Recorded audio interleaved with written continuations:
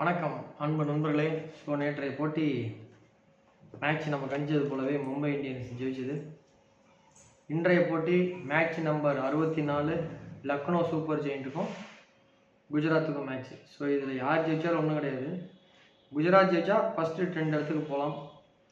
லக்னோ ஜெயிச்சாலும் ஜெயிக்கலாலும் ஒன்றும் பிரச்சனை கிடையாது. ஸோ நேற்றைய போட்டியெலாம் நம்ம கணிச்சதில் யார் யார் உள்ளே வந்திருக்காங்கன்னா, நேற்று நம்ம கணிச்சதில் சூரியகுமார் யாதவ், நமன் தீர். நான் ஒரு சின்ன தப்பு பண்ணிட்டேன். நான் இவனை போடுறதுக்கு ரிஸ்விக்கு பதிலாக தான் 2 தடவை சூரியகுமார் யாதவ்னு போட்டேன். நான் சூரியகுமார் யாதவ் ஆர் திலக் வர்மான்னு போட்டேன். 5ஆவதாக ரிஸ்வி ஆர் ஃபேப் டுப்ளிசிஸ்க்கு திரும்ப எஸ்கே வாங்கி போட்டேன்.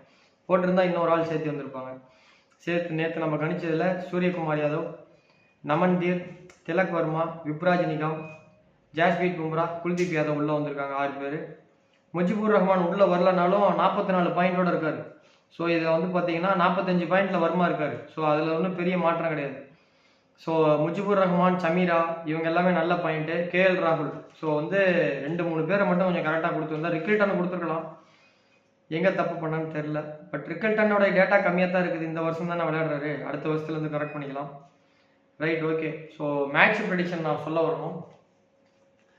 கடைசி 10 மேட்சுக்கு 9 match correct. CSK KKR match மட்டும் தான் தப்பு.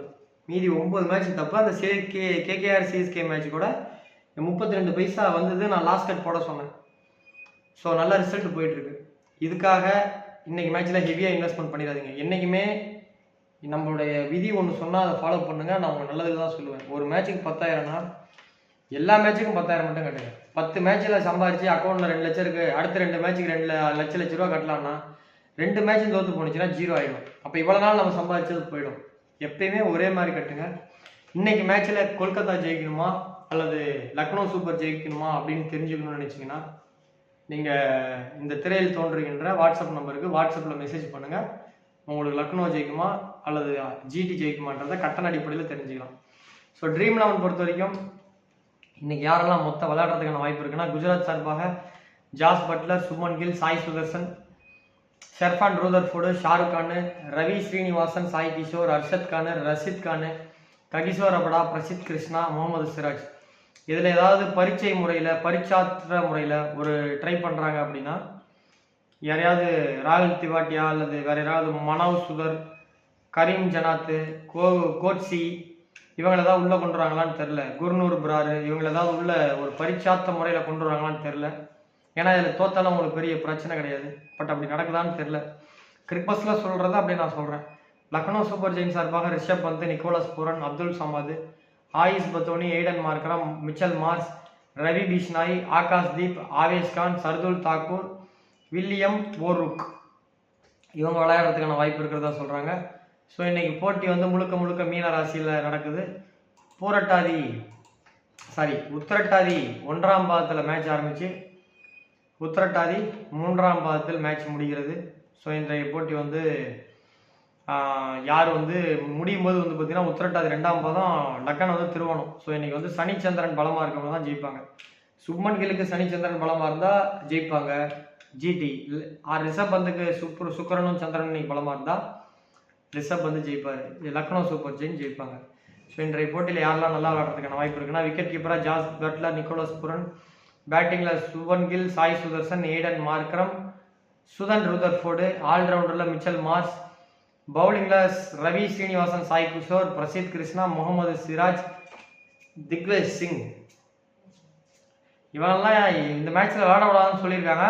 பட் கிரிக்பஸில் கொடுத்துக்கிறாங்க. அப்படி விளையாண்டா நீ அவன் சிறப்பாக ஆடுவான். ஏதோ இன்டர்நேஷ்னல் மேட்ச்சில் வேர்ல்டு கப்பில் 3 விக்கெட்டு தேவை. முக்கியமான பேட்ஸ்மேன் ஒரு 150 தான் அடிக்கணும். T20ல் முதல் 6 ஓவரில் விக்கெட் இல்லாமல் 60 ரன் அடிச்சிட்டாங்க. ஒரே ஓவரில் 2 விக்கெட் எடுத்து செலிப்ரேஷன் பண்ணுற மாதிரி பண்ணிட்டுறான்.